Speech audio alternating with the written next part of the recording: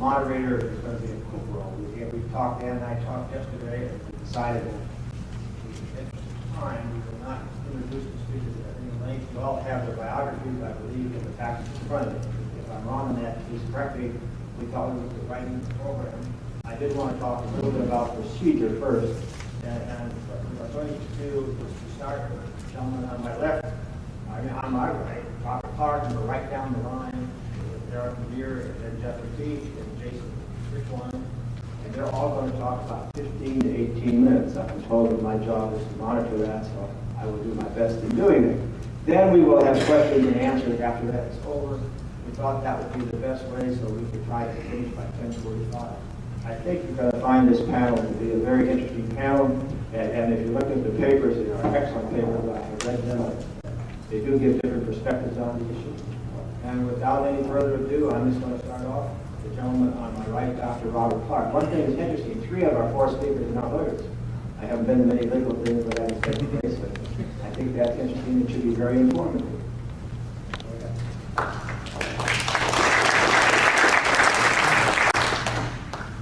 Thank you. Pleased to be here, and I am one of those non-lawyers, but I'm going to try to raise a series of issues about both the economics of public pension plans, but also talk a bit about some of the legal issues that, if you folks have some influence, you might be able to address. So just a brief overview of what we're going to talk about today. First, we just need to know some things about what the current landscape is. And for those of you who don't know the difference between various types of pension plans, we'll take just a minute to talk about that. We'll look at the fiscal concerns, financial issues that are really dominating the news on public pension plans these days. And then we'll talk a little bit about how public institutions are examining and re-examining the pension plans that they're providing to their employees. One thing that you have to think about when you consider both the current state of pension plans and or other benefits is not just the cost, which gets all the attention these days, but it's also how these benefit plans affect worker behavior in terms of attracting and retaining workers. And so I want to make sure we spend a little bit of time on that as well. So perhaps we should just begin with where are we in the evolution of public pension plans.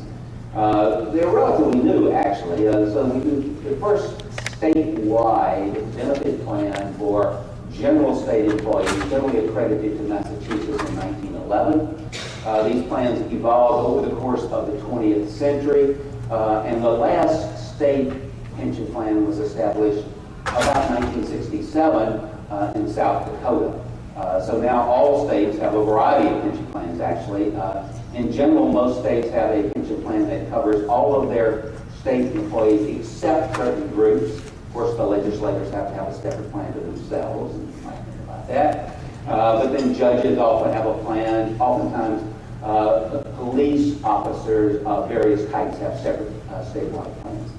Of course, a big component of public employment is teachers, and teachers often have their own separate plan, and sometimes they're merged with public plans. In fact, the public pension plan world actually got started at the local level in the big cities with plans for teachers, firemen, and policemen. And over time, states organized some of those local plans into statewide plans for these types of workers, especially teachers. Except in some states, you still find that the biggest cities that have the oldest pension plans are outside the statewide plan for teachers. Another trend over the course of the 20th century was when states merged their teacher plans with their general state employee plans. And so in North Carolina, we have something called the Teachers and State Employees Plan that covers all public school teachers as well as virtually all state employees. And about half the states have these combined plans, and about half the states have separate plans for teachers. Over the course of the 20th century, of course, we know that in 1935, the Congress passed the Social Security Act, and maybe some of you who work on Social Security, you would know that initially the Congress specifically excluded public sector employees from coverage by Social Security. And that was actually one of the impetus for plans expanding at the state and local level, because they noticed everybody else had a Social Security, and so they started offering plans for their own workers. In 1950, Congress began a series of adopting a series of legislations that allowed state and local workers into Social Security, but did not require them to enter. So over the course of the 20th century, we saw a lot of movement in these plans, and they basically are all of these defined benefit types. Virtually all public sector employees are covered by a pension plan today. That you could compare that with, in the private sector, about half the labor force is covered by a pension plan. These plans are generally more generous than the ones in the public sector. They're virtually all still defined benefit plans in the public sector. I assume everybody knows basically what a defined benefit plan is. It defines the benefit that you're going to get, usually as a % per year of service times some salary average, as opposed to a defined contribution plan, something like a 401k plan, which are dominating the private sector now. So 20th century was a big 100-year coverage in the development of state and local pension plans. What's dominating the news these days is the fact that these plans tend to be underfunded, and in many cases dramatically underfunded. The published funding ratios, that is assets divided by liabilities, tend to be somewhere in the 70-80% range. There are a few states that do a good job, including North Carolina, always mentioned as one of the top 4 or 5 best managed and funded pension plans in the country. But other states are much less well managed and less well funded. And depending on what you read, there is a very interesting debate in the public sector pension world about how liabilities should be valued. Economists, finance experts tend to have one view that these are liabilities and they should be discounted at a real interest rate, which typically might be about 4%. Plan managers, politicians like to think of it, we should be able to discount those future liabilities by a much higher rate, typically referred to as the expected return on those pension assets, and they tend to discount liabilities by about 8% on average. If you understand present value calculations, you know that those make a huge difference in the size of the projected liabilities. So the reported unfunded liabilities in the public pension world are about $1 trillion. If you discount by 4% instead of the 7-8%, those numbers are about $3.5 trillion, and the funding ratios would be about 50% or less, rather than the 70 or 80% that are listed in most of these actuarial reports. You may know, if this is your area, that the Government Accounting Standards Board has just come out with some new regulations about how this would be modified. These regulations tend to satisfy nobody. They are sort of in the middle ground that, without going into particular details, are somewhere between the 7 and 8, 9% that plans are currently using and the 4% that economists and folks would recommend that they use. When we look at the generosity of these plans, one of the other things that happened over the course of the 20th century is that, again, legislators decided to make them more generous. And if you look at the benefit for, let's say, a typical 30-year employee across all of the state plans, that benefit increased by about 10% over the 30 years from the mid-1970s to the early part of the 21st century, raising a 30-year replacement rate from about 50% to about 56% during that period of time. And one of the reasons that we are in the difficulties that we are today is that these benefits were increased without adequate attention given to the cost of improving those benefit plans. States often, in their wisdom of their legislatures, tend not to fully fund the annual increase in their pension contributions that are suggested by the actuaries. So you have two things going on during that last quarter of the 21st century. Legislators increasing benefits, not paying for them, and not even making the regular annual required contribution as calculated by the actuaries. So here we are, and today, anytime you pick up your New York Times or your Wall Street Journal, or maybe even the Richmond Times-Dispatch, you probably once or so a week find that there's a story about public sector pension plans.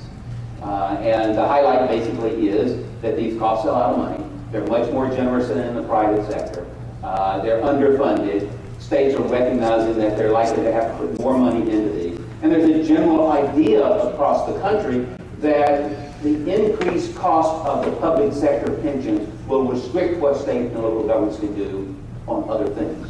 So if, for example, you are concerned about funding public education, and you notice that the cost of your pension plan is increasing as a proportion of your state budget, that's going to crowd out something unless you continue to raise your taxes and increase your benefits.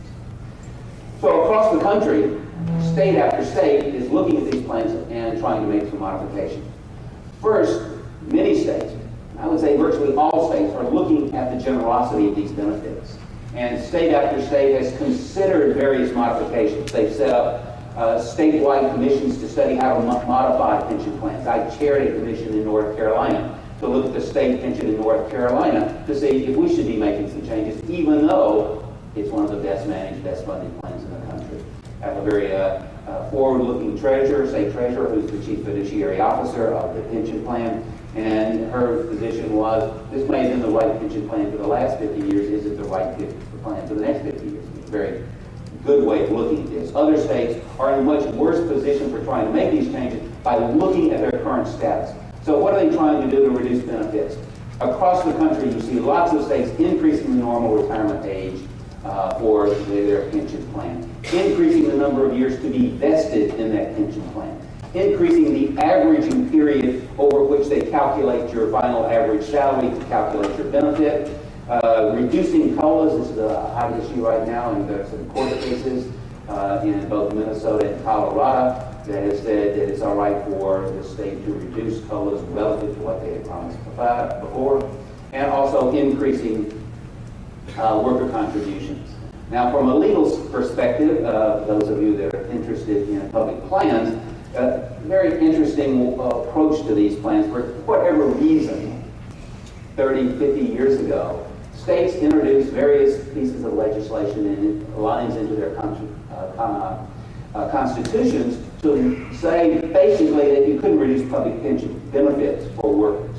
Now, I'm not sure about the history, so Ann can write a paper on this. It would be, how did this happen that they wrote the law this way, or the Constitution this way? Because in the public sector, in the private sector, you are guaranteed by federal legislation the benefit that you've accrued to date, but the company can change the pension plan going forward and do whatever they want to. They can cancel, and that's for current workers. Everything you work for up to date, you're guaranteed, but future benefits is a whole new deal. And a lot of them, as you may know, companies have changed those plans.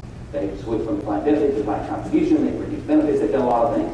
In the public sector, it seems that the interpretation is that you cannot change the benefits after the person is hired on day one.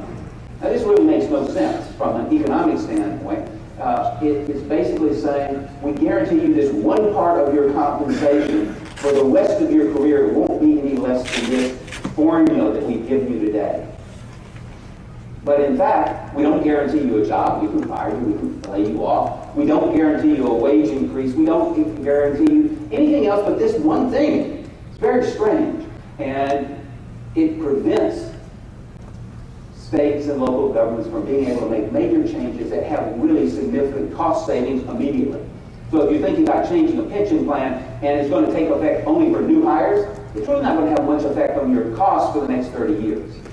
And so one of the things that you should be considering if you are a legal expert in this is, how would you change that? Even if the courts are backing that current provision to the hilt, you might go about changing the Constitution and the laws now so that in the future you have the option of changing benefits for current workers. Not the ones that are already there, so it's still going to take some time, but it will give you that flexibility going forward. But this is a very interesting issue. In the court cases over the COLAs, again, I haven't, not the legal expert, but you should ask some of those in the room. What seems to have been the case was that, of course, we're saying that the COLAs, even though they were promised to workers in a particular way, weren't part of the core promise of the pension benefits that were happening afterwards, and the courts ruled in favor of the governments in those two cases. Other big change going on is that states are looking around and adopting new options. Some states have adopted DC plans and terminated their DB plans. Only 2 states have done that in their entirety, Alaska and Michigan. 2 very interesting and different states have only DC plans for their new employees, for their existing employees. Another more recent trend is the adoption of choice between DB and DC plans. So there are about 6 states that currently allow their employees to have a choice when they're hired. Do you choose a DB plan or a DC plan? Now this is a choice, incidentally, that's for a long time in lots of states been given to university faculty members. Even though everybody else in the state has to go into the DB plan, if you're on a university faculty, like I am at North Carolina State University, when I'm hired, I have the choice between the state DB plan or what we call an optional retirement plan, which is a DC plan. That choice only faculty members, nobody else gets that choice. But in these 6 states, they're now giving a much wider range of choice. Another major trend that's going on is this movement toward what I call combination plans, which is basically saying let's reduce the defined benefit plan, but combine it with a mandatory defined contribution plan. And about 6 states have done that. So one of the trends going on out there is greater choice for workers and greater options to choose things like defined contribution plans. As I mentioned earlier, if you're worried about the cost of these plans, you ought to also be worried about how they affect your workers. These plans are often used to attract workers, to retain workers, motivate workers, and also ultimately retire them. There's a long literature in the labor economics about the incentives of these types of plans, and if you're interested, we could talk about that. But you better want those incentives if you keep them. And if you change them, you better recognize that people are likely to change their behavior. So questions would be, do we really want public sector workers retiring in their mid-50s or right around age 60? The answer is yes, we've got a good system to do that in many states. You might scratch your head and wonder, why do we want to encourage all these people to leave when they're still productive workers?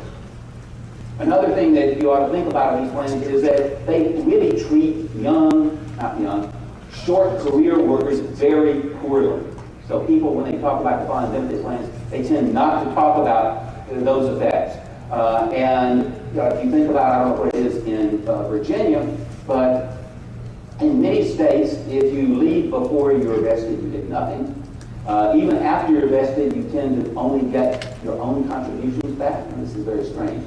So you hire new workers, and they come in, they work for you for 2 or 3 years. If most of these state plans are contributory, so we take money out of your paycheck, and when you leave, we do the wonderful thing, we give you your money back.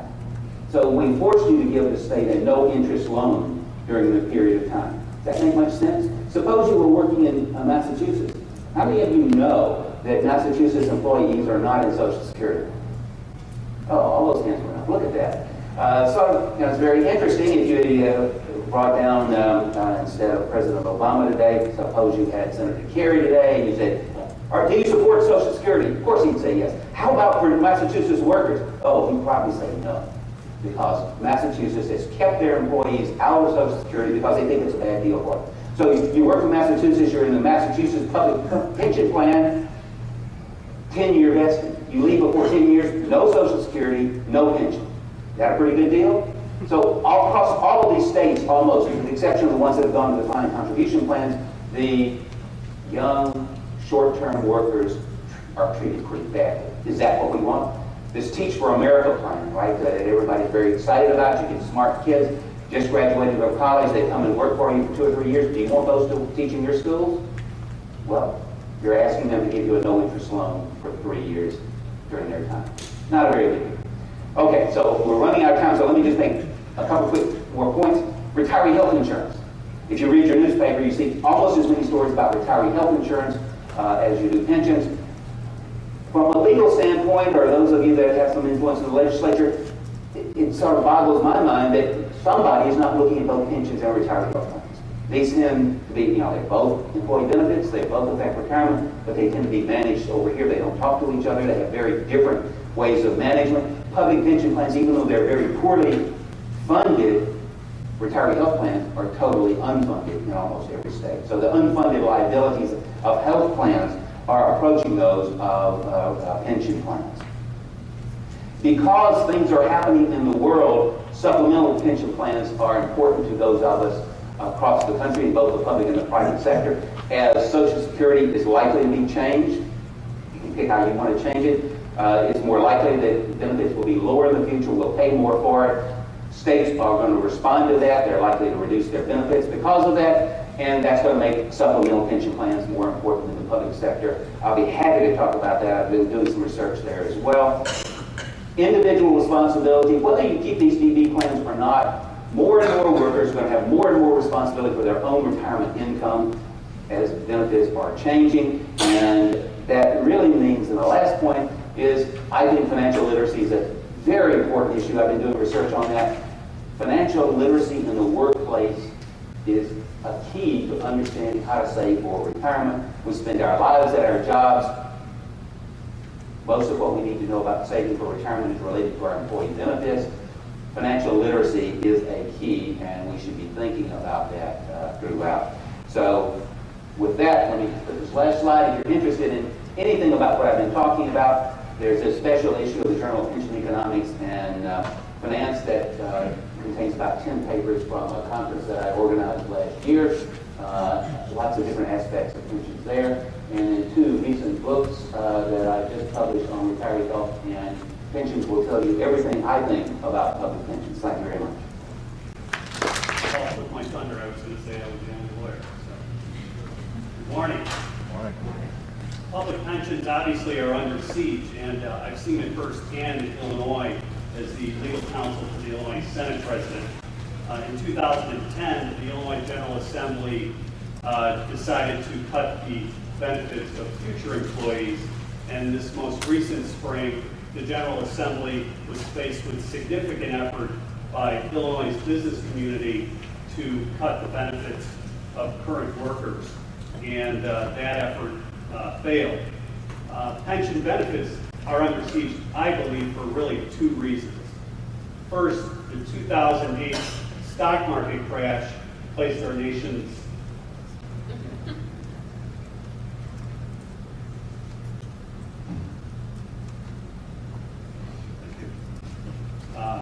there's really 2 reasons why pensions are under siege, in my view. First, we had the stock market crash in 2008, and that put significant fiscal pressure on our state pension liabilities, and that they went through the roof. As Ron Emanuel from Chicago put it, you never want a serious crisis to go to waste. I mean, it allows you to do things that you wouldn't normally be able to do. And Illinois, for example, our crisis is the fact that our state pension systems are funded at 39% overall. Second reason, the efforts stylized as reform really are not motivated by the law at all. Rather, as Eden Martin, who is the former president of the Commercial Club of Chicago, a business group behind the efforts to reform in Illinois, he put it, I think, best. This is not about the law at all. It's all about the politics and arm wrestling over money. In Illinois, we just passed an income tax increase in January, and the money that's going to come in through that income tax increase is only going to provide enough money to pay for the pension payments to the systems. There's not going to be any money left over for education or for other things, so you can imagine the folks who are having to pay more, not necessarily benefiting more. So these 2 points are important for us to keep in perspective as a way to frame our discussion as about the law, and as to whether the law provides a means really to achieve a political objective.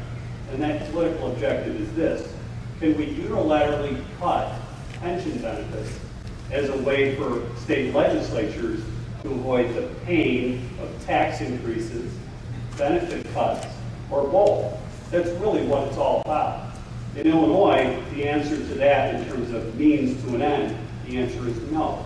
We have a constitutional provision that does not permit the diminishment of pension benefit rights. Now, many of you are from states where the legislature has gone ahead and has either gone after the benefits of current employees, future employees, or even retirees. And indeed, in the last 2 years, 39 of the 50 states have gone ahead and taken at least some measures to change the benefits in at least one plan. And in 2011, the major means by which to cut benefits has been to increase employee contribution rates, change the formula for how pension benefits are determined, and also to change the COLA rate for retirees. So really, we have now from all of these pension reform efforts, we have litigation pending in at least 10 states. And here I'd like to explain that, the success of these challenges depends, of course, on how each state protects pensions, and in turn, how the United States Constitution's contract clause or the state equivalent would bear upon that. So with that in mind, I'd like to describe the legal protections that states provide, an overview of the contract clause, and then look at the litigation that has gone on in Colorado and in Minnesota. So let's start with the way that states protect pensions. There's really 4 approaches. 1, contractual.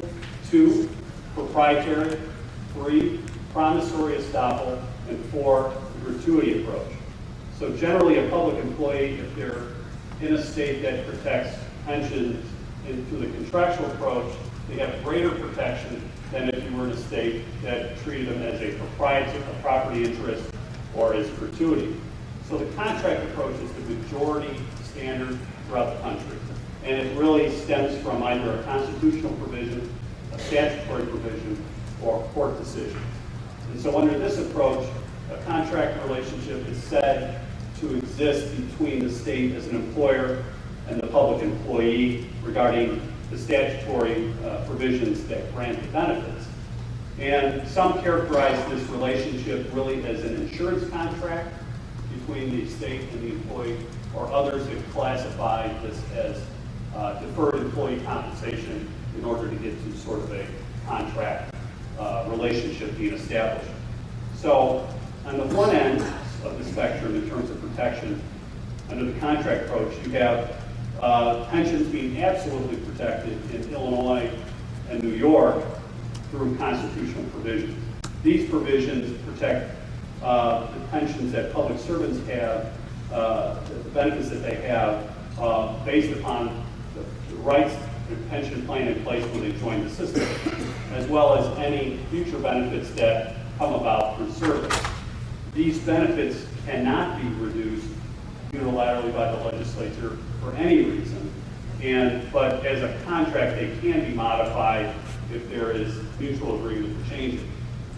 To move down a notch in terms of contract protection are California, Washington, and other states that use what's called a less restrictive or limited vesting approach. And what that means is that benefits still vest when you start employment, but the legislature can make reasonable changes to those benefits before an employee retires or before they become eligible to retire. Now, these changes have to be reasonable. They have to have some material relation to the pension system's success, and most importantly, provide the employee with some kind of offsetting advantage. And once these employees retire, however, their pension rights are deemed to be absolutely vested, and depending on the state you're in, they may or may not be subject to impairment through a contract clause analysis. Now, still other states that use a contract approach, such as Hawaii and Michigan, they only protect the benefits that are earned after employees provide service. So this mirrors the model that's found in ERISA in the private sector. So in these states, they're able to have the legislature prospectively change the benefits that employees will earn via future service. So you earn it on a day-by-day basis. What you earn, you keep it, it's protected, but they can change it going forward. Finally, under the contract approach, there are a host of states that protect pension benefits only after you become eligible to retire or actually retire.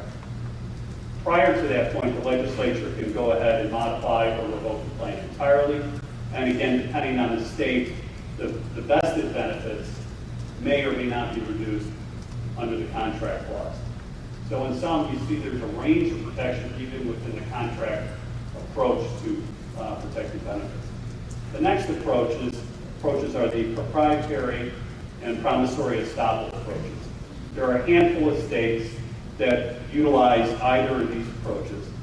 And the proprietary approach is this: public employees obtain a property interest in statutory retirement benefits once they satisfy the eligibility requirements.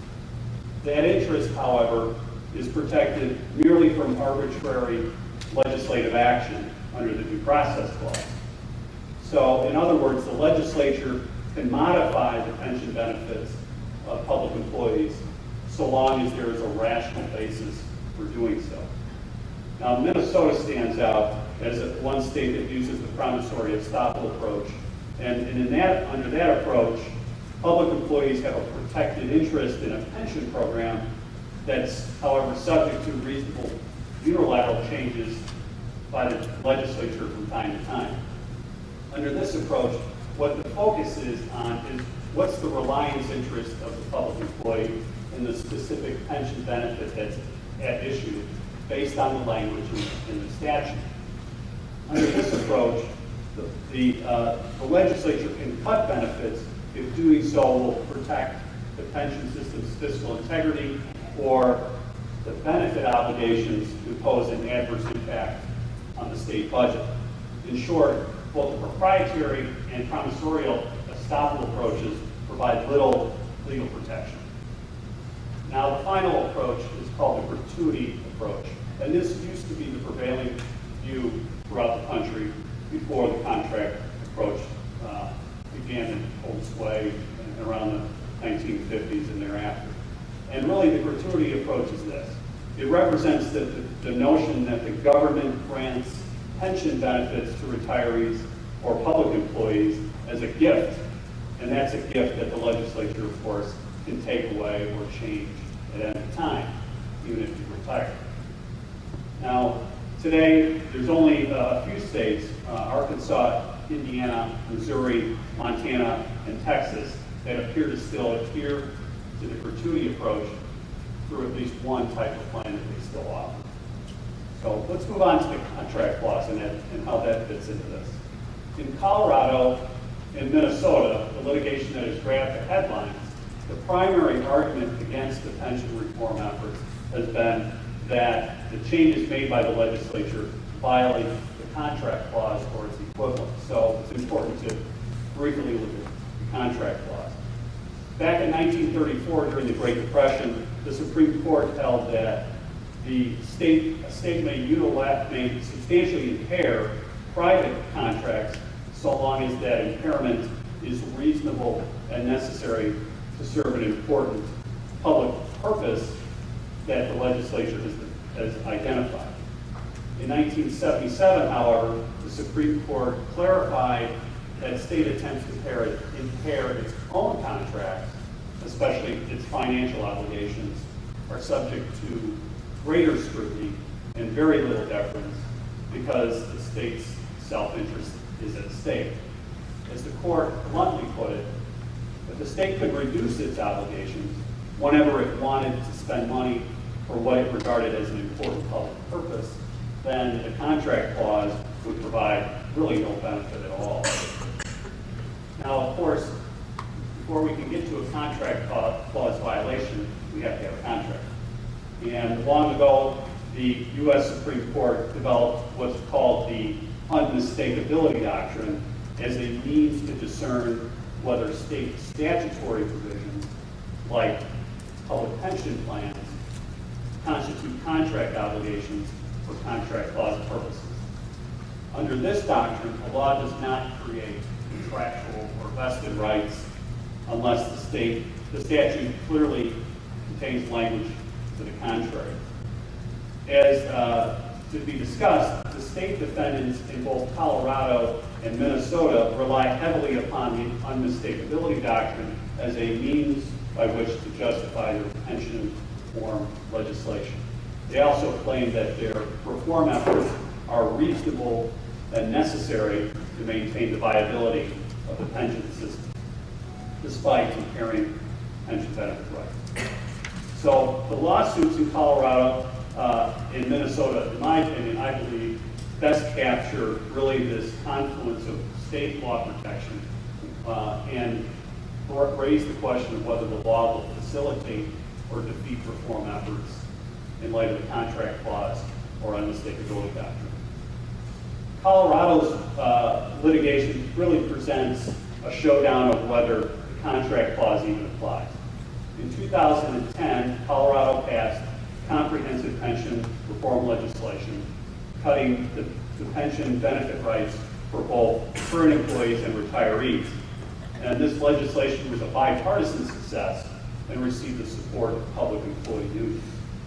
Retirees, however, sued under the contract clause to retain the higher COLA rate that was in place when they retired. And the lawsuit centers on really the relevance of a 1959 Colorado Supreme Court decision. In that decision, the court adopted the contractual approach and held that public servants obtain vested contractual rights to a pension plan's terms once they fulfill the eligibility requirements to retire. And the court explained that once these rights vest, they are, quote, not subject to a unilateral change of any type whatsoever. This conclusion, the court stated, stems from the cardinal principle that parties shall know prior to entering into a business relationship the conditions which shall cover the relationship. The state defendants claim that the 1959 decision no longer applies because of a 2002 Colorado Supreme Court case. In that decision, the court concluded that the contract clause only protects a contract that affords a vested right. And so from this point, you have the state defendants seizing on the issue of, well, does the statute that provides for the COLA provide clear language that makes the COLA rate the vested right for retirees? And to support their position that it does not, they pointed to the fact that over the last 40 years, the legislature had changed the COLA rate. So in July of 2011, the Colorado trial court agreed with the state and they dismissed the retirees' contract clause claim. Interestingly, though, the court reached this conclusion without even discussing the 1959 Supreme Court decision at all. And really, the case, now that it's on appeal, approaches the question of whether retirees in Colorado have absolutely protected rights or they have received any protection under the contract clause. The final state is Minnesota. As with Colorado, Minnesota enacted pension reform legislation in 2009 and 2010 affecting current employees and retirees. The legislation stemmed from investment losses inflicted by the stock market crash and failed efforts to increase taxes to balance the state budget. So like Colorado, retirees challenged the unilateral cut of the pension COLA rate that they have. Now, since Minnesota adopts the promissory estoppel approach, the pension benefit rights do not begin with a presumption of having contractual protection. So accordingly, the Minnesota litigation really centers on whether the COLA provision at issue contains clear language giving retirees a fixed right. And even if it did contain such language, though, the retirees still would have to show to the court that the COLA reduction was substantial and unreasonable. In July, the Minnesota trial court held that the plaintiffs struck out in all three respects. It said that the COLA rate contained no binding language to fix the benefits, the COLA reduction was not substantial, and that the COLA was a reasonable exercise of legislative authority to maintain the integrity of the pension system. So in sum, with respect to Minnesota and their approach to safeguarding benefits, it really facilitates the ability of the legislature to unilaterally cut benefits and creates it really a significant obstacle under the unmistakability doctrine to even be able to make a contract clause claim. So I expect that the appellate courts in Minnesota will uphold that reform. So let me just conclude by saying, to sum up, public pensions are under siege because of the current fiscal climate in most states presents a political opportunity for change. And it's clear that politically it's more palatable to go after and cut pension benefits for public employees than it is to raise taxes, cut services, or both.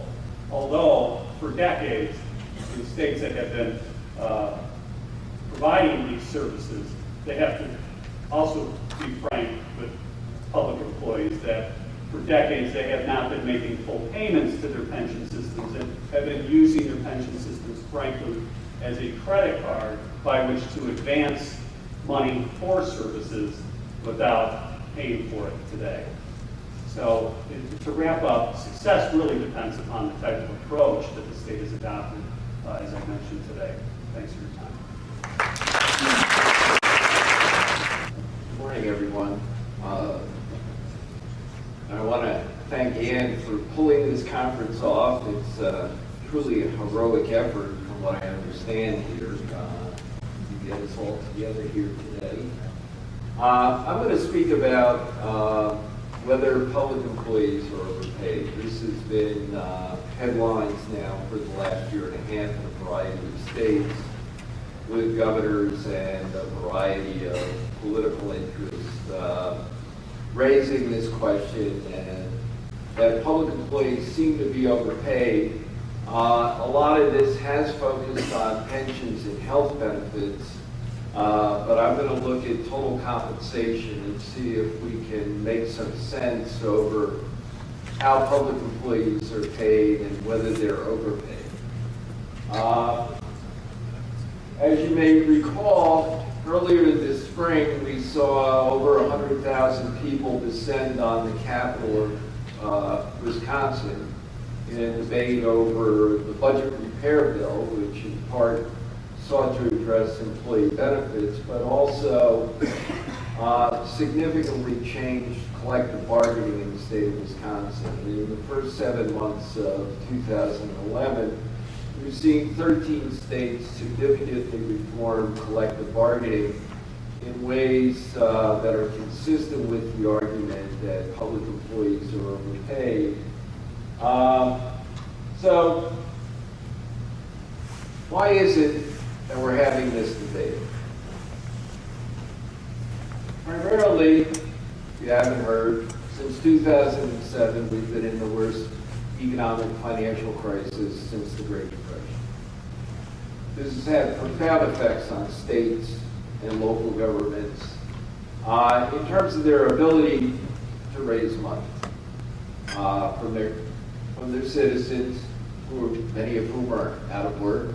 We have 14 million Americans out of work.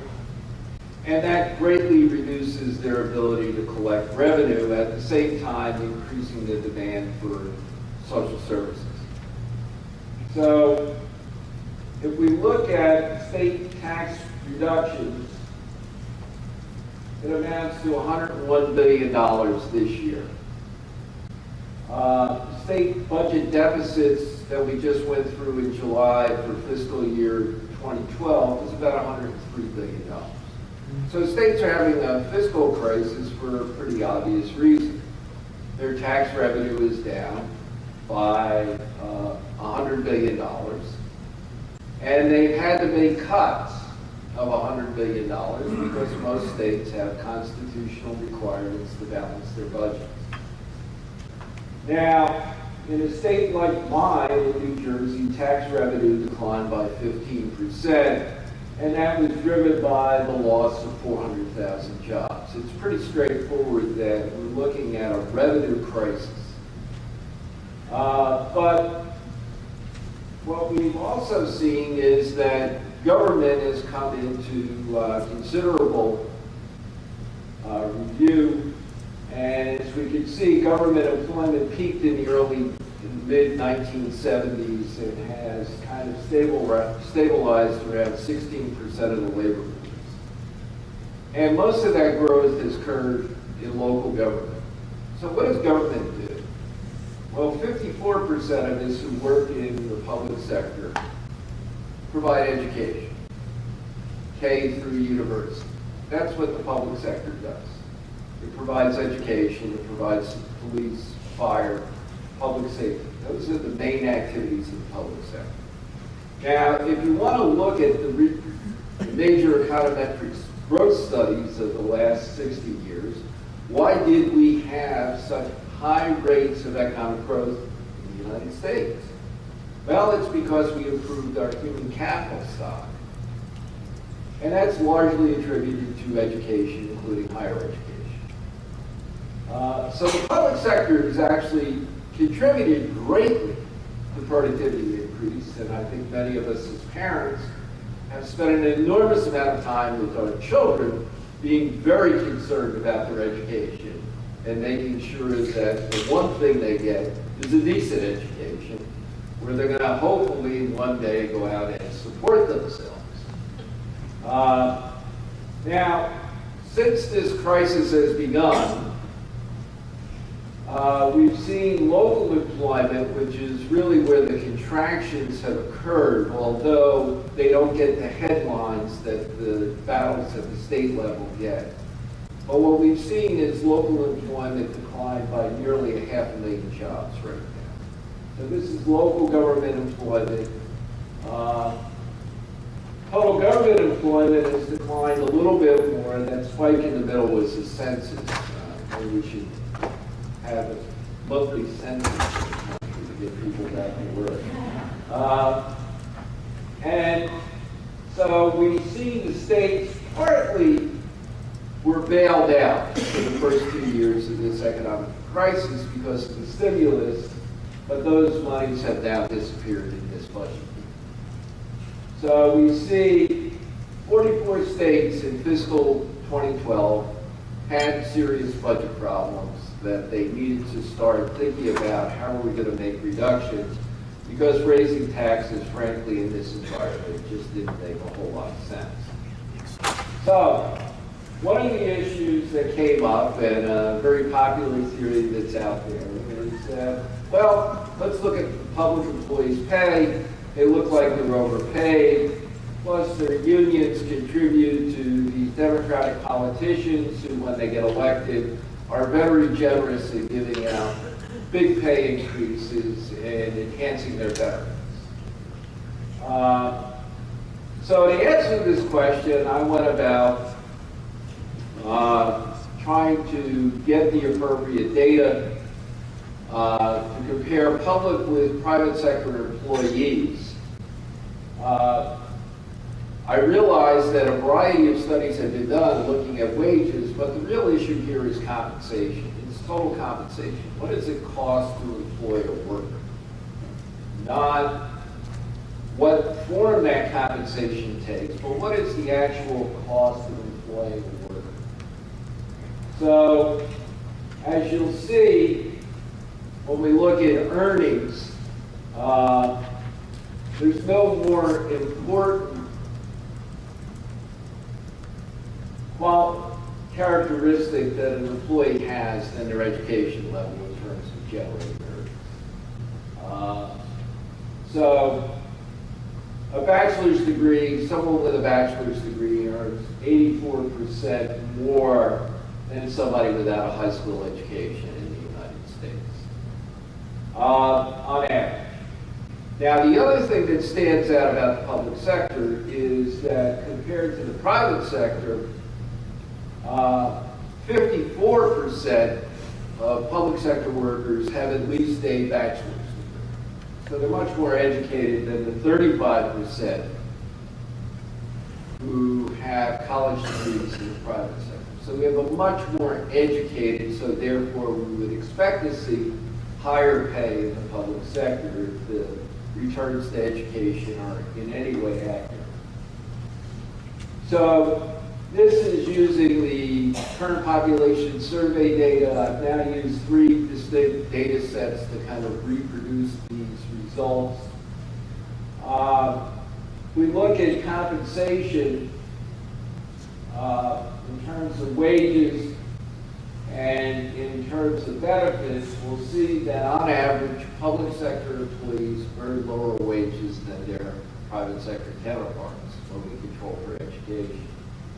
However, they have much better benefits. And when we add in benefits, we find that non-college graduates earn more in the public sector. A little bit more, because they have better benefits than their private sector counterparts. However, when we look at college-educated workers, they actually earn less in the public sector than they do in the private sector. So, unfortunately, while we have lots of data on wages in the United States, we have very few reliable sources on benefits. We think we would try to remedy that given how important benefits are. And there's really only one reliable source, at least in my opinion, for benefits, and it's a series collected by the Bureau of Labor Statistics, which is a part of the U.S. Department of Labor. In a quarterly survey, benefits are very hard to count and value because there is no standardized terminology for benefits.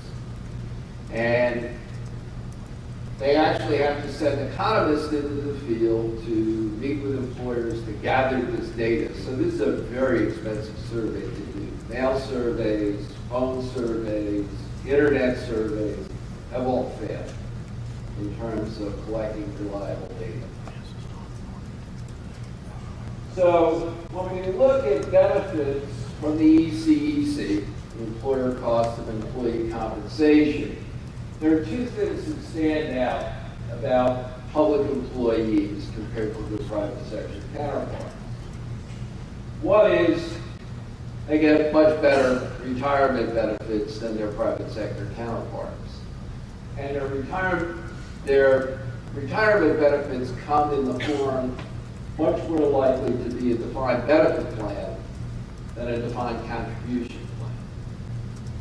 The other thing, they get much greater resources in their compensation devoted towards their health benefits. So as you can see, employers contribute a great deal more for health benefits in the public sector than they do in the private sector. Now, these are three different data sets that I've used. They all yield pretty much the same result, that if you look at local, state, or all public sector employees, wages are considerably lower in the public sector when we control for education, experience, race, gender, ethnicity, disability, the standard things in human capital wage equation. However, when we mark up the wages for the benefits, we'll see that depending on the data set, we again see lower compensation, but it depends. It's slightly less in the public sector nationally than, but total compensation, depending on what we're looking at, we're within the realm of reason. And I've replicated these studies for a variety of states over the last year as well. And they all pretty much show the same thing. There are a couple of outlier states that I'm still trying to figure out why. Nevada's one of the outlier states, but I think we understand what happened in Nevada. The private sector just ceased to exist. So what does the public think about public employee pay? The public actually has a fairly nuanced understanding of public employee pay. When it comes to collective bargaining issues, the public is fairly sympathetic to collective bargaining for public employees. When you talk to the public about whether public employees should contribute more for their health benefits or their pension benefits, the answer is yes. Significant majority believe they should. Should public employees have a salary freeze for 1 year? The answer is yes. However, should we eliminate the right of public employees for collective bargaining? The answer is no. This is the Wall Street Journal NBC poll, and here's a collection of all the polls that were taken, national polls taken in the spring of 2011, and they show basically that the public does not want public employees to take wage and benefit cuts. It's an interesting framing of the problem. But they're really okay with them paying more. Now, some of us who are public employees who are not getting wage increases, but now are paying substantially more for our health and pension benefits, can't fully understand the difference when we get our paychecks. But the public seems to have this nuanced understanding: pay more for your benefits, but don't cut their pay or their benefits. Okay. On the other hand, when it comes to collective bargaining, they seem to support employee rights to engage in collective bargaining in the public sector. So, critiques or omissions. One is that this data fails to account for employment stability, that there should be a compensating wage differential for employment stability in the public sector. Public employees have more stable jobs and private sector employees. However, that's not true this year, by the way. Our data shows that you're much better off to be in finance and insurance, that dramatically undercompensated industry. So I ran some wage equations looking for compensating wage differential for employment stability, and basically what a compensating wage differential here would say is that if you were in unstable employment, you should be receiving a premium, and if you have a stable job, you should be receiving a penalty for stability compared to the average. For the life of me, I can't find it. I don't even have to conduct statistical tests to find out. There is no evidence in this data for this stability premium. So when you look at this, finance and insurance should have the largest stability premium penalty, but it has the third largest premium of all the industries that I looked at in the private sector. Accommodation and food services should have the largest instability premium. It's the most unstable industry in terms of employment, but it has the largest penalty when we control for human capital. So the search for compensating wage differentials is often very problematic because there's a multitude of things that affect wages beyond any single attribute of the job. Now, a more likely explanation of why we see stability in the public sector is that unemployment rates really vary by education. This is one of the reasons why we want our kids to get educated. Unemployment for college-educated people is actually quite low, and it's averaged less than 4% over the last decade. However, for those with a high school education, unemployment is averaged above 6% for the last decade, and clearly for those with less than a high school education, it's in excess of 10% over the last decade. So when we started looking at that, we could just say, okay, what's a rational human resource policy? Stability. You offer employees, particularly the educated employees who you're going to underpay, a stable job, and you don't need to churn them. The schools pretty much run every year. Stability pays off. We actually used to do that in the United States when we had full employment from the period 1947 through 1974. All large employers offered stability. But now, with higher unemployment for semi-skilled and unskilled work, we can run a churn labor market and keep our labor costs down. So, are public employee pensions underpaid? By how much?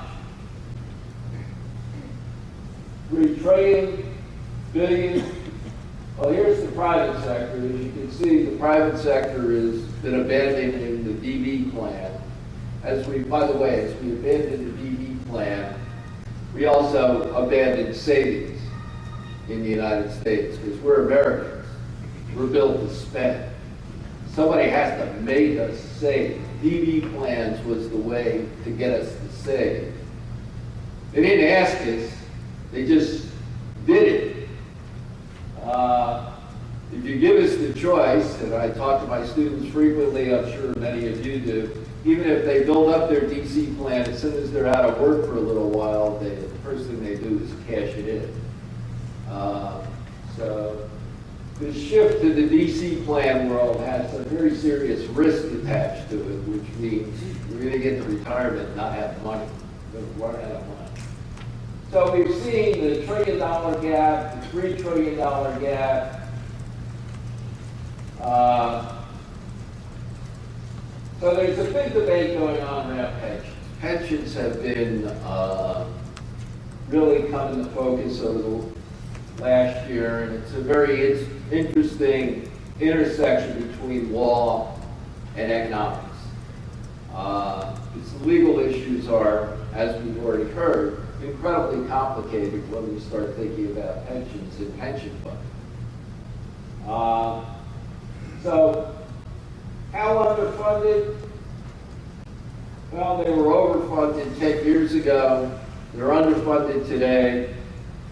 How much? What's the appropriate level?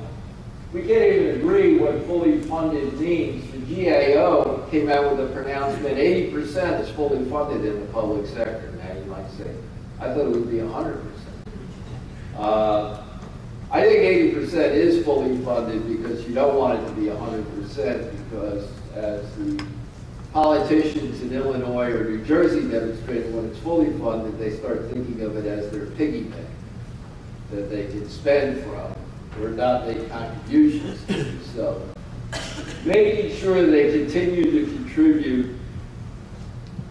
That brief moment in 2000, 2001 when the stock market was extremely high and these plans were overfunded just gave them license to stop contributing. So here's a different actuarial assessment. But $700 billion, $3 billion, it's a lot of money, and we're underfunded. Now, when I look through it, I see 19 plans that are dangerously underfunded. Even with the stock market correction up, they're going to be dangerously underfunded, and somebody's going to have to do something about it. Now, the whole thing about pensions, of course, and why we defer compensation is that we hope most of the income is going to come from investment savings.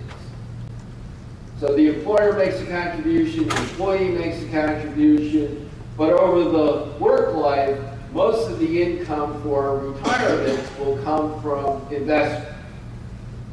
And that's why we want to start young and build this up over a work life, which probably today reasonably is no longer a 30-year work life, but more reasonably a 40-year work life.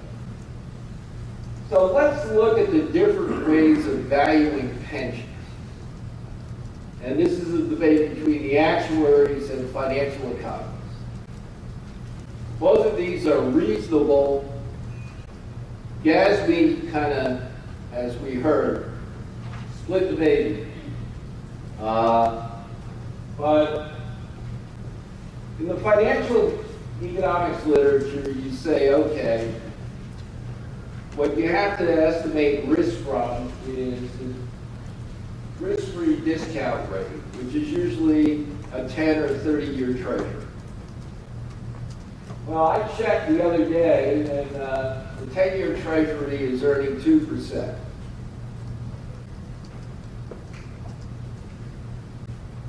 Now, you can invest your retirement savings at 2%, but don't be surprised if there's not a whole hell of a lot there when you retire. Actuaries and pension investors say, okay, the standard mark is a diversified portfolio, stocks and bonds, 60% stocks, 40% bonds. If you look over the last 60 years, that would yield 9% return. The actuaries set most of these plans at an 8% discount rate over a 30-year time horizon.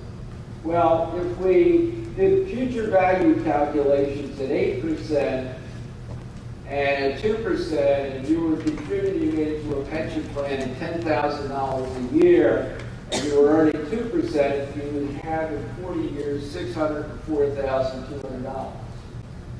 If you're earning 8%, you'll have $2.6 million.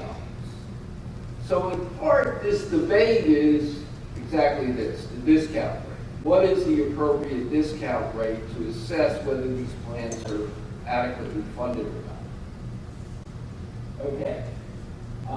In most states, pensions are not subject to collective bargaining. 48 states, there is no collective bargaining. This is a relationship between the legislature, the employees, and the citizens. I just want to say one thing, and then I see my time is out. The comparisons I gave you are actually an understatement of the private sector. The private sector, as you might know, most of the gains over the last 30 years in this economy has gone to the top 1%. That's not really captured in these surveys. They're top-coded. By top-coded, we just mean at a certain level, you're maxed out in the survey data because of the need for confidentiality. So the data that I use for these comparisons actually understates the private sector average, and we have lots of technical debates about how much, but I just want you to be aware that actually the comparisons are understated. And I'll leave it at that.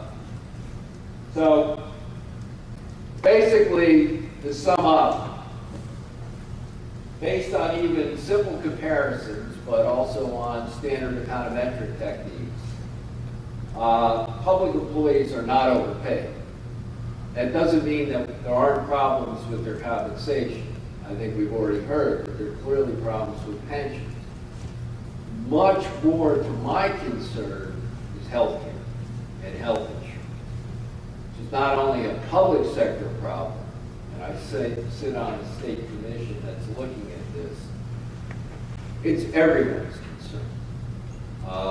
For a basic PPO in the state of New Jersey this year, it's going to cost a family of four $21,000. We experienced in the midst of a serious financial crisis an 11% increase in the cost of health insurance. This is self-insured. These are actual costs. So we've got some really serious compensation issues out there that we don't have a lot of great answers to, but I think just focusing on whether public employees are overpaid, I think what we have is a bunch of middle-class teachers and firefighters and cops.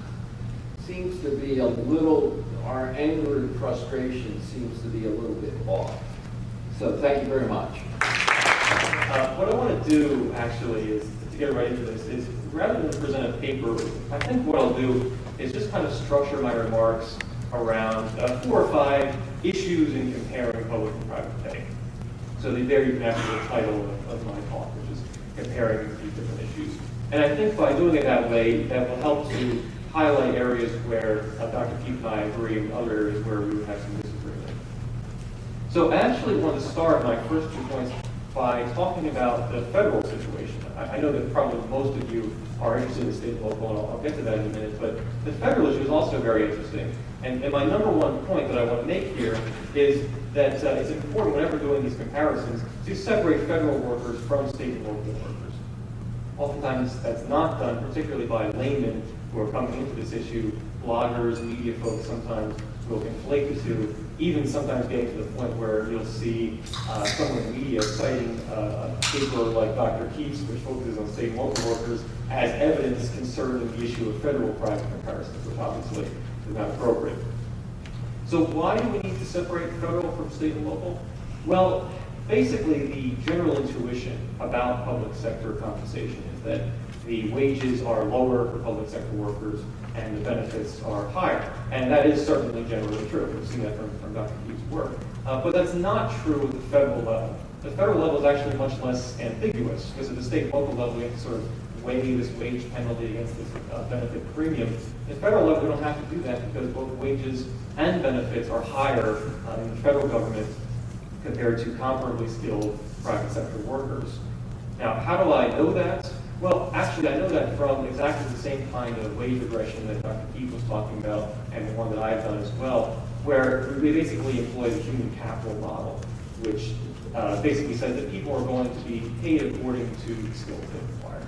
So you have a wage regression, you put in there all the earnings-related characteristics you can, education, experience, even race, gender, marital status, anything that even is sort of indirectly reflective of a person's skills. And when you do that, you can see the impact of being a federal worker or being a state or local worker. And that impact then is the penalty or the premium associated with working in those sectors. So as Dr. Keefe mentioned, if you're a state or local worker, you typically see a penalty coming up there at roughly negative 10% nationally. Okay, but the exact same regression, if applied to federal workers, will show a wage premium for federal workers, typically in the range of 10 to 20%, depending on the exact control variables that you use. This really goes back about 3 decades in terms of labor economics research, where people have been finding that kind of wage premium for federal workers.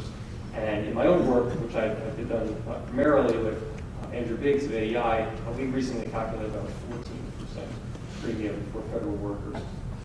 Now, I think this is important because the federal budget, just like the state and local budgets, is in a bit of a crisis. It's not so immediate because we can borrow, whereas most states can't. But nevertheless, there is a long-term deficit situation here, and people are looking for ways to cut back, and presumably without affecting services to the extent that they don't have to.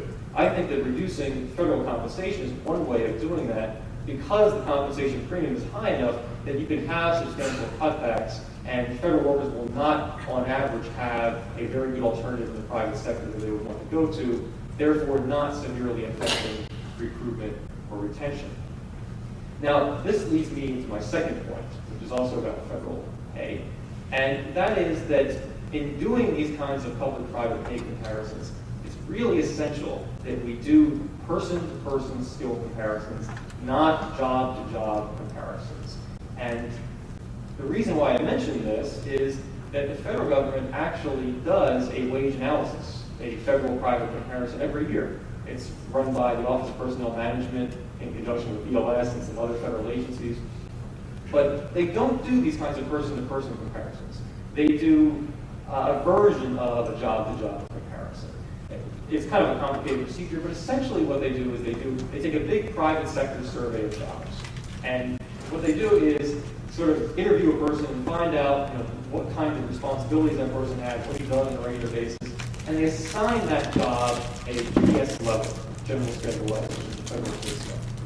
And then they might say, okay, you sound like a GS9. Right? And then what they do is they take all of the assumed GS9s and compare them to the real GS9s in the federal government, and they decide that the federal government actually makes less if you look at the GS9 versus the other GS9. Well, that sounds like a somewhat plausible approach, but there are actually a couple problems with that.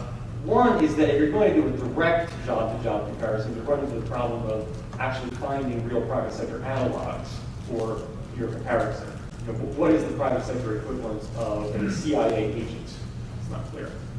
But the bigger problem is that job-to-job comparisons don't control for the skill differences that might still exist within occupations. And this is actually what kind of got me into the issue in the first place, is this sort of difference, this disparate result between the academic economists saying there's a wage benefit, a premium, and the OPM saying that there's a penalty. What's going on here is that the federal government tends to hire and promote people who are less educated and less experienced within an occupation compared to the private sector. So the jobs themselves could appear to be underpaid, whereas the people in those jobs are actually overpaid. And as I said, I think this is an important issue because it's one area where we could cut back without significant problems in affecting services. Now, my remaining points concern state and local pay, which probably most of you are here to listen to or hear about. Now, as I mentioned, there is a more ambiguous case here because you have this wage penalty and benefits premium here. And how do you weigh them up? That's sort of the big question. Now, the wages, I think, that's generally accurate. That there is a penalty. We sort of did think about individual control variables and things, but I'm going to leave all that aside. Wages are not really a big deal, not really a matter of controversy. The benefits, though, is the area where Dr. Keefe's work and mine begin to diverge, and in some cases diverge rather sharply. The benefits data set that Dr. Keefe uses, and most people use, is the ECEC, as he's mentioned, the Employer Cost for Employee Compensation. I said it right. Okay. I had a 50% success rate on that when I was practicing. The ECEC, and it is certainly a good data set as far as it goes. It's a national level data set. It's not easy to collect, and I think they do a good job of collecting a lot of detailed information. But the problem with the ECEC is that it is not a comprehensive list of benefits. And that is really where my work differs from Dr. Keefe's, in that he assumes the ECEC is a comprehensive list of benefits, when in fact it is not a comprehensive list. Now, why is that? Why are things not included in there? Well, basically what the ECEC is doing is looking at money being spent on current employees. They may not be going directly to them now, maybe like a pension is going to them after they retire, but it is money for current employees. So any kind of unfunded system, such as retiree health benefits, is not going to be included there. And retiree health benefits are quite a big deal. What are they? Well, basically, they are a bridge to Medicare eligibility, age 65, and sometimes actually a supplement beyond that as well. So if you retire at 55, which is not uncommon for a public sector worker, you could go on these retiree health benefits, which would then get you to 65, or perhaps even farther along, in order to bridge that gap. Well, retiree health benefits are something that accrue to workers as they work. So unfortunately, there's no national level data set that's going to tell us exactly how they work, but we do we have actuarial reports from certain states, certain localities that we can look at and get a better sense of what's going on.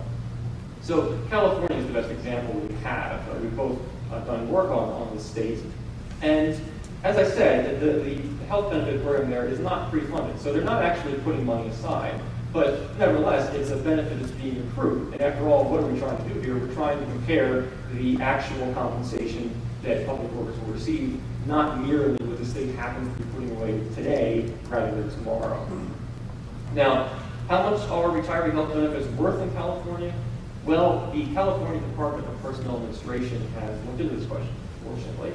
And what they found is that a worker in California who works a full career with the state government accrues roughly $500,000 worth of retiree health benefits.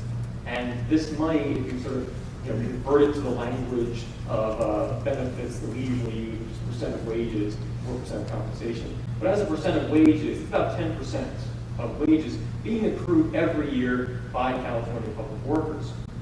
And so, of course, that makes a difference because the Allegretto and Keefe paper, one of Dr. Keefe's papers on public pay, which looked at California, concluded that there was no difference essentially between public and private pay in California after controlling for skills. But of course, they did not include retiree health benefits, and did not include them because the ECEC data could not include retiree health benefits. So if you do include them, it changes the picture. Now you might ask, does the private sector provide retiree health benefits? The answer is yes, but the problem is it is much less common in the private sector, even among the large companies. And when it is offered, it's considerably less generous.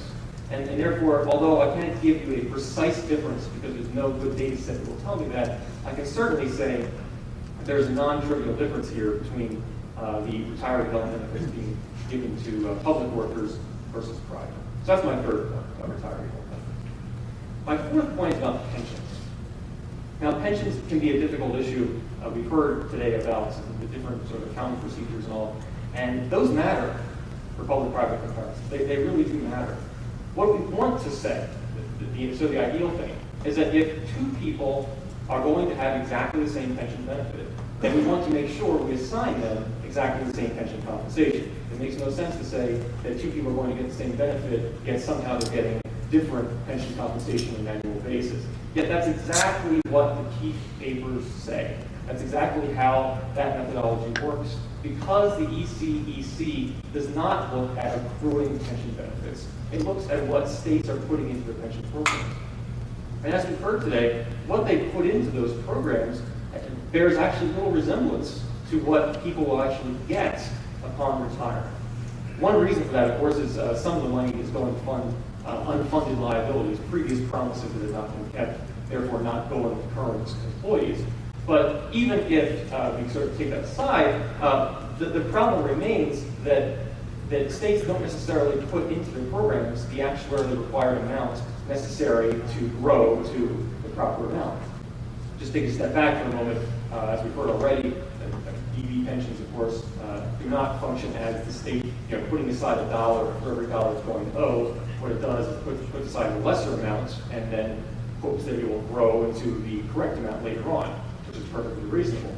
But nevertheless, if the state does not put in the actuarially required amount, then it's not actually reflective of what people actually will make for the pension benefits. New Jersey is a great example. This is a state that has in the past not even come close to making the annual required contribution because they're trying to close budget gaps in the current year. And maybe that's a good idea, I don't know. But the point is, benefits are not being reduced even when the state decides not to fully fund its program in any given year. Benefits stay the same. They're still being accrued just like they were in the past, except that they are not being funded that year. The state simply decided to fund that later, not this year. The problem, as I said before, is that the ECEC is only counting what's being put in that pension program that year. So in New Jersey, if New Jersey decides not to fund its pension program that year, it would look like public workers in New Jersey are getting nothing in pensions for that exact reason. But of course, we know they are getting something. They're getting the same thing they got last year.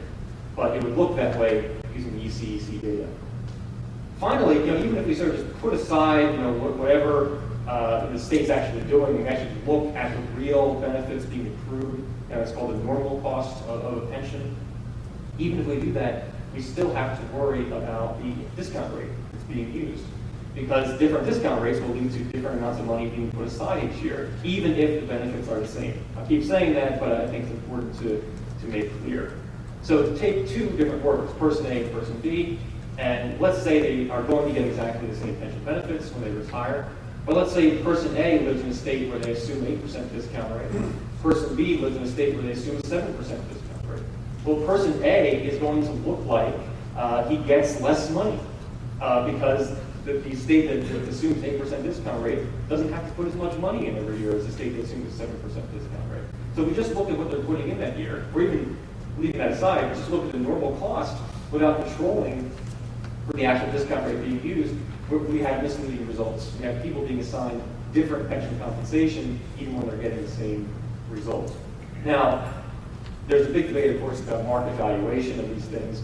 It's worth pointing out that if we try to make constant the discount rates being used across all these plans and try to compare them to DC plans, well, if we bump that discount rate down to the market valuation rate, which is historically 4%, it's not quite that high now, but if we made it 4%, going from 8% down to 4%, that is going to almost quadruple the annual required contribution that states will have to make to their pensions. But I'm not saying you should definitely use a 4% discount rate, but the fact is that if you're going to try to make it comparable from a market perspective, that's the discount rate you want to use. And so what that does is it basically takes the existing normal cost and almost quadruples it. And that's the number we need to use to then do these public-private comparisons, which again is a very large difference from someone who's simply using the ECEC and not making these adjustments. I would like to stop because my time is up. I would like to talk about job security, perhaps in the Q&A or exchange. Thank you.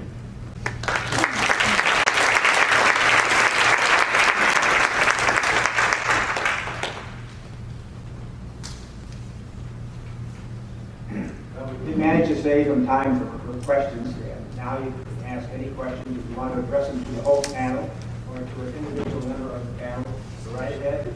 They're all here available. Questions? Go ahead. Can you point out the person to whom you're addressing? Do we have to go to a microphone or anything? Is this full on?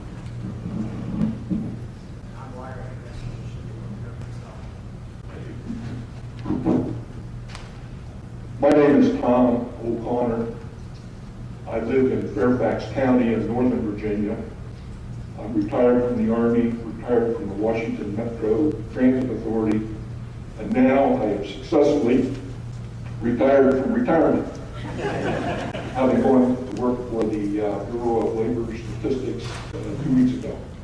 However, my question directed to Professor Clark is this. Professor, through the kind arrangements of the committee that put this together, I have an advanced copy of your paper, Evolution of Public Sector Retirement Plans, Crisis, Challenge, Change, and it looks like perhaps it appeared in the ABA Journal of Labor and Economics. And so in going through there, I noticed a reference to one form of retirement plan called the New Cash Balance Plan. Could you refresh our memories as to the characteristics of that plan?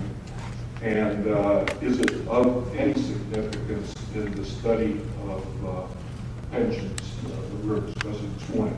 And then I have a second question for another panel member. All right, so let him ask the question. Go ahead and answer that question. Cash balance plans are typically in the private sector of the economy. If you look at what happened in the private sector, there was this big movement away from defined benefit plans to defined contribution plans starting immediately after the passage of ERISA. Cash balance plans came into effect sort of the middle of the 1980s. The most famous cash balance plan case was with IBM when they tried to adopt a cash balance plan. They were sued by their employees. And ultimately, that's all been settled with the 2006 Pension Protection Act that clearly makes these plans legal. So basically, what a cash balance plan does, it looks to workers like a defined contribution plan because the company says, we're going to set aside this much money into an account with your name on it each pay period, and we're going to give you a designated return on that, key to some financial market index. Every pay period you get this accumulation. So what the worker sees is an account balance and what's going into that. But these plans are legally defined benefit plans. There is no individual account. The loans are centrally managed. The company has all the same legal liabilities as a typical defined benefit plan. And they are fairly common and increasingly common among large private sector companies.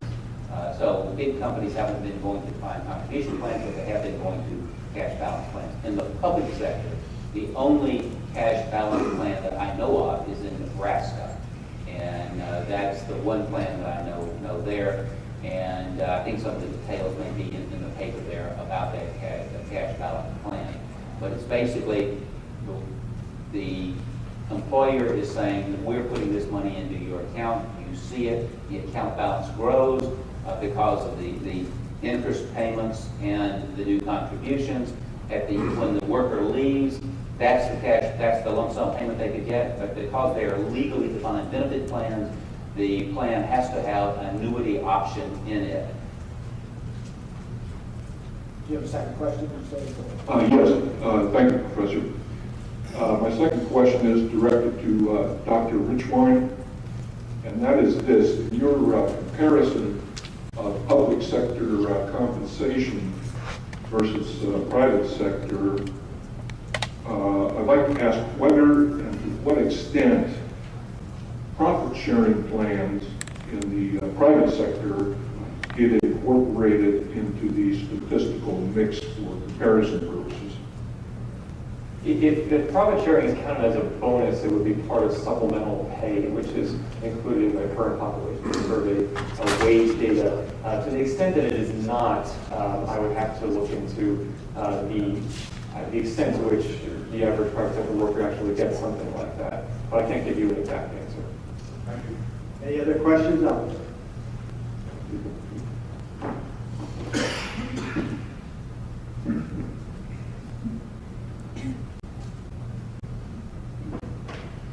Well, you're the popular guy, Dr. Clark. My question is for you. I was intrigued by your discussion of the HR implications of whether you have a DC or DB plan. And intuitively and anecdotally, what I've heard is that when you have a DC plan, it makes it much more difficult to reduce force during a recession because your older, more senior employees who are your higher earners, who are thinking about retiring, watch their DC balances plummet with the stock market and say, I'm not going to retire. And I'm wondering if, whereas if it's a DB plan, what they're going to get if they retire, the stock market's irrelevant. I'm wondering if there's any systematic study of that or data of that, and if so, what it shows. I think the short answer is no on the systematic study. If you think about the incentives of why private companies and public employers adopted defined benefit plans, they have certain incentives that are important. They help you retain workers, so they put a penalty on people leaving, that is, they are going to accumulate smaller benefits, and they provide a strong incentive for people to retire. And so if you get the incentives right, defined benefit plans are an effective human resource management tool. If you get the incentives wrong, they can be an impediment to doing a good job. And the question is, how do you resolve that when working conditions change? And one of the things I'd say to people when we look at those kinds of issues is, we may be concerned that people across the board in state and local government employment are retiring in their mid-50s, but what about police, what about fire, what about teachers in inner city schools? Do you want a 60-some-odd, like some of us, to be in those roles? And maybe the answer is yes now, but you ought to at least think about it. What are the implications if you change this on that? The defined contribution plans typically, if you think about an ongoing plan in reasonable economic times, typically would be more age neutral, and so they have less of a retirement incentive for any particular age, and because the account is what it is, people can leave at any time. And so normally when we think about from an economic perspective, defined contribution plans really don't have the same kind of economic stay-leave incentives as defined benefit plans. In the particular case that we've had now, it certainly is an issue that would affect the individual's thinking, because if you thought you had $1 million and you overnight almost have $600,000, it probably is going to affect whether you leave right then.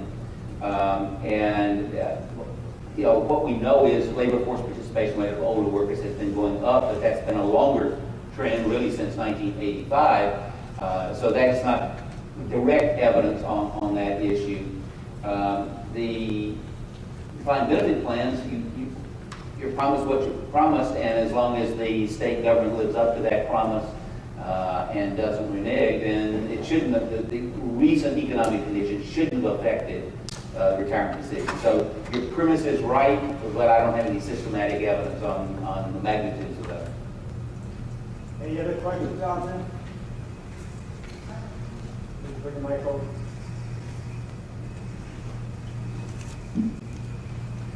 Good morning. My question is for Eric Madiar. The cases that you referred to, Colorado and was it Minnesota? Correct. Correct. Where the contractual basis has been teed up, I guess, before the contractual argument is teed up before the court. I'm gathering that in those cases, the only thing at issue is the COLA. But if that's the case, and if the court rules against the employees in that case, would such a, say there is no contract or, would that then be a basis for the state to change other fundamental aspects of the pension system, like say retroactively change the percentage, or retroactively say if you live past a certain age, we're not going to pay you at all? Or I guess that's my question, because isn't the contractual argument the foundation for the whole thing, not just the COLA?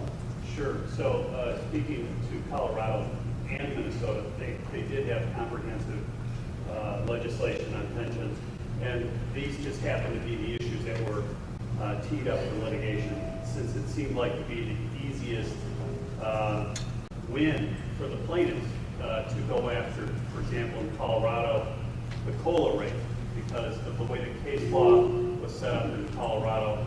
If you've retired, you have maximum contractual protection under the case law that what's in place when you retire cannot be touched.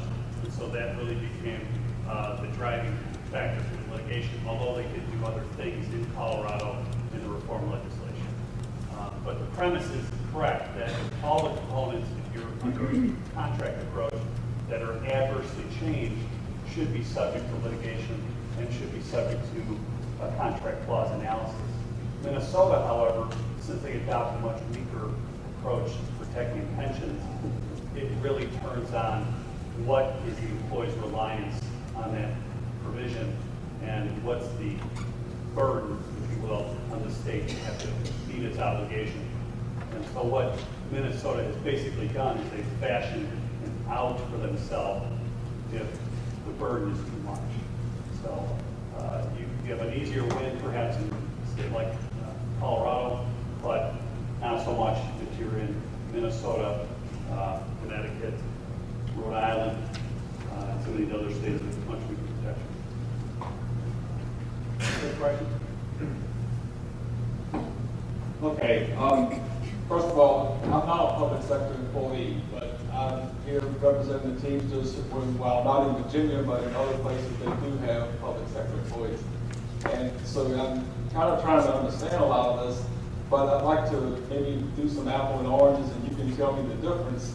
But I work for a railroad, and a congressional act created the United States Railroad Retirement Board. That retirement system is perfectly healthy for the next 50 years. And let me just tell you some of the things that they pay. When I retire at age 60, with 30 years of service, not only will I get a retirement, not based on my whole employment career, but based on my best 60 months of employment. I could have some months where I work 7 days a week, and if I have 60 of those months, they're going to be the 60 months that they use to calculate my benefit. My wife will get 45% of that, even though she's a teacher here in Virginia, because that act looks at her retirement plan as being a private pension plan, and so they still pay her the 45%. When I die, it ups to 100% until cost of living catches up to it. She won't get any cost of living raises. If there's a younger person who dies before retirement age, and they have young children, those children receive benefits. I went to work when I was 18 years old. Technically, I could get married 4 times, leave 3 ex-wives behind. I don't know why I would even think about doing that. But as long as one of those ex-wives ever remarried, they would get a 45% check. We have guys that won't retire because they hate their ex-wife so bad they don't want her to get a check. What is the question? The the question is, and also in addition to that, unemployment and sickness benefits come out of that same fund. My question is, how can one pension fund be in such good sound shape and others be in such disarray when we're all in the same stock market, we're all in the same interest rates? What happened? Who in the panel would like to answer that question? Let me just talk about Illinois pensions. Okay. We have 5 pension systems in Illinois for the state. They work. Overall, it's 39% funded. And believe it or not, the General Assembly's retirement system is the worst one. It's 27%. But between 1985 and 2007, just before the stock market crashed, we had a growth of unfunded liabilities in our pension system to the tune of $33 billion. 70% of the reason that that growth occurred is because the state decided not to pay the full amount that should have been paid into the system. 70% of the problem. Then if you factor in the stock market crash in 08, we had a growth in between 08, 9, and 10 for the numbers we have. It grew by another $35 billion in those 3 years. 50% of the reason came from the stock market crash. Okay. And another quarter came from the fact, again, that the state decided not to pay what it should have been paying into the system. So the state, for years, had been using the pension system in Illinois as a credit card. So everybody got the benefit of lower taxes, services being provided without any cuts. So that's the Illinois experience.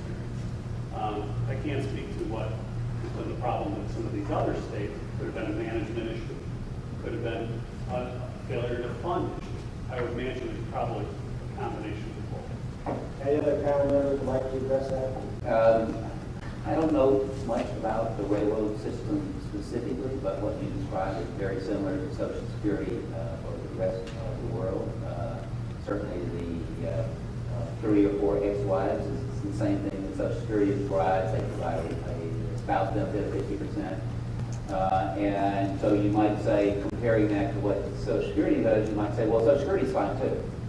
But in point of fact, Social Security is facing major funding crisis. Long-run decisions must be made to address that. Our politicians seem unwilling or unable to focus on that issue. So the railroad system might be just like Social Security in terms of its long-range financing. I just don't know. But certainly, the things that you're saying about railroad apply almost directly to Social Security.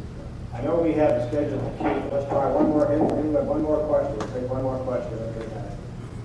Okay. And you want to bring the mic back there? And this will be the last one. I think we have to take a break after the Okay, thank you. Great panel. Quick question. I've seen some research from the National Institute of Retirement Security, I think it's called, and they compared the cost of running a defined contribution plan versus the cost of running a defined benefit plan. And their research concluded that it's actually more expensive to get the same benefit out of a defined contribution plan. And I wondered if any of you would care to comment on how that factored into states when they compare whether to switch to a defined contribution plan.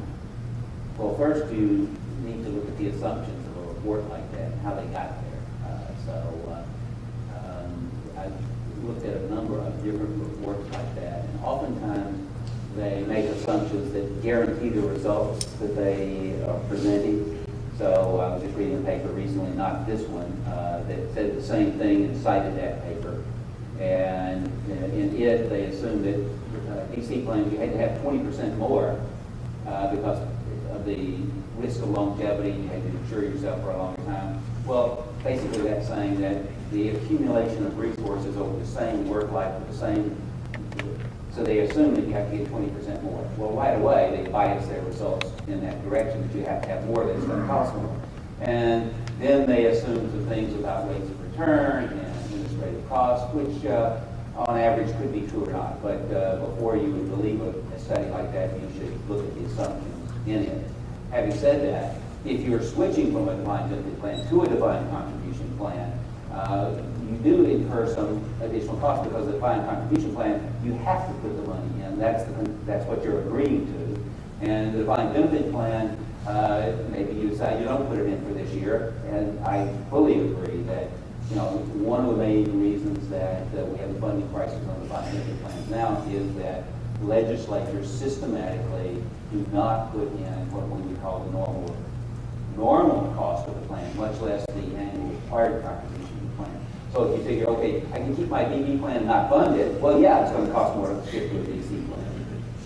Any other panel member like to respond to that question? The only thing I would mention again with Illinois is Joshua Rao, who's a law professor at Northwestern University, and he's been a big proponent of this issue on the discount rate and having a discount rate that's at 2%, which again will inflate the liabilities of the pension system, and which could be used for political reasons, and outside of just the realm of pure economics. But he has done a study that came out in June of this year, talking about Illinois and other states to convert from a defined benefit plan to a defined contribution plan. And from what I recall from that research, since we have a number of people in Illinois, the teachers, for example, who are not in Social Security, to convert to a defined benefit plan to a defined contribution plan, his research shows that it's cheaper to keep them in defined benefit plans than to make the conversion because of the amount of cost it takes to make that conversion. Any other panel members want to respond? All right, let's do this panel.